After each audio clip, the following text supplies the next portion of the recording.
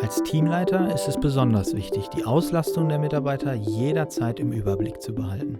Das heißt, genau zu wissen, wie viel Aufwand fällt diese Woche und auch in der nächsten Woche pro Teammitglied an. In der Faktor-Auslastungsübersicht kann ich jetzt aufgrund der Trendlinie und der wechselnden Farbe sofort erkennen, dass bei Anna in der nächsten Woche eine Lastspitze vorliegt. Jetzt haben wir mehrere Optionen, um Anna zu entlasten. Zum Beispiel können wir die Aufgabe auf die nächsten Wochen verteilen oder über ein paar weitere Tage strecken, um die Auslastung gleichmäßiger zu verteilen. Zudem können wir noch prüfen, ob die Aufgabe auch ein anderer Kollege übernehmen kann.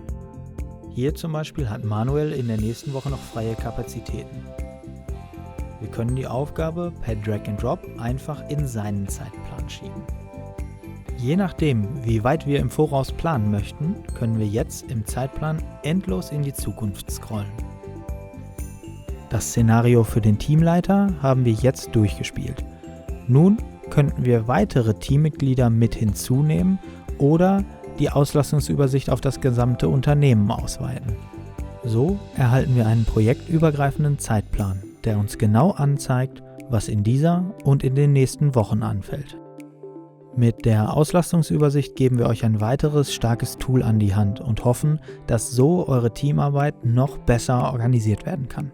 Viel Spaß damit, bis zum nächsten Mal.